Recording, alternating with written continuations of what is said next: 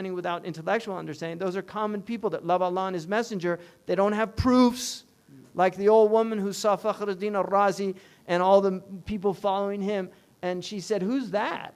He said, "Don't you know he has 70 proofs for the existence of God?" And she said, "If he didn't have 70 doubts, he wouldn't need 70 proofs." And so Fakhruddin, when he heard that, he said, "Alaykum bi iman al-ajaiz." Have the faith of old women. In other words, that's the real faith. It's in the heart. It's not in the intellect. But we need the intellect as well. And this is the power of Islam. It's got both these forces working. It's not this, all these secularist people in the West, they say religion's irrational. No, we don't say that. We say it's rational. We actually believe in rationality.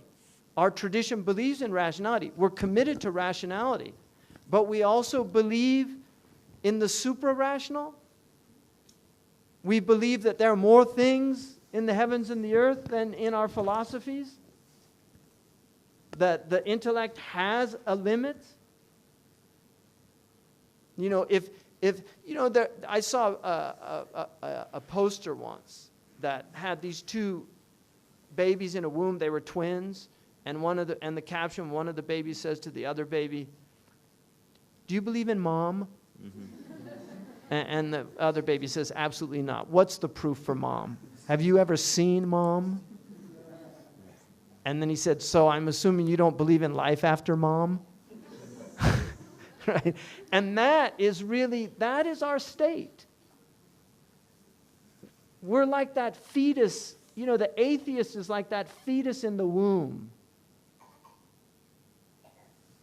that's denying. It's like we've always been in this room. Imagine it, seriously. We've always, since the time we were born in this room, same group of people, we've always been in this room.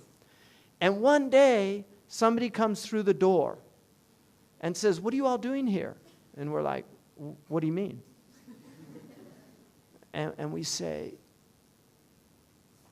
"Is there something other than here?"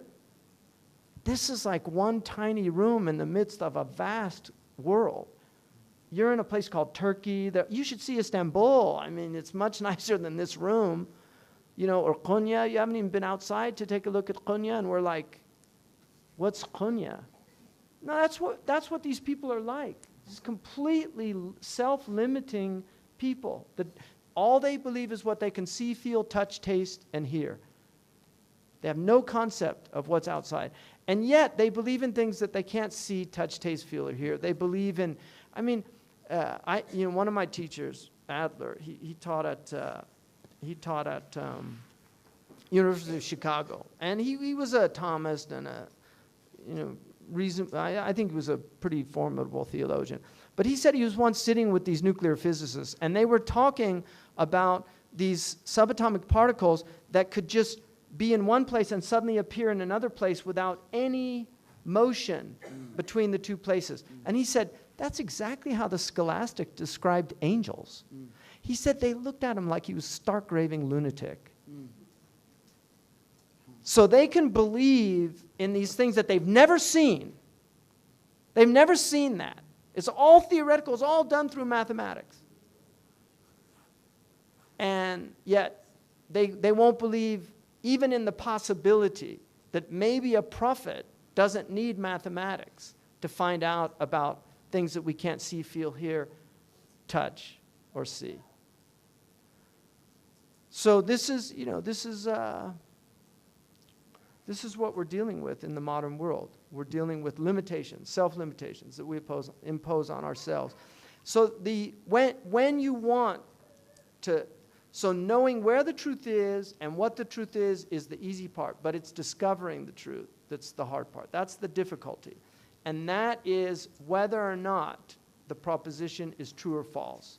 And we have ways of determining the soundness of terms that are very solid. We have ways of determining the soundness of reasoning that are very solid. But determining the truth of propositions is the most difficult. It's where all the problems arise. And it's where all the arguments are and all the debates are. I mean, there's debates in definitions, and there can be some debates in logic and its validity, because skepticism is real and there are skeptics in the world.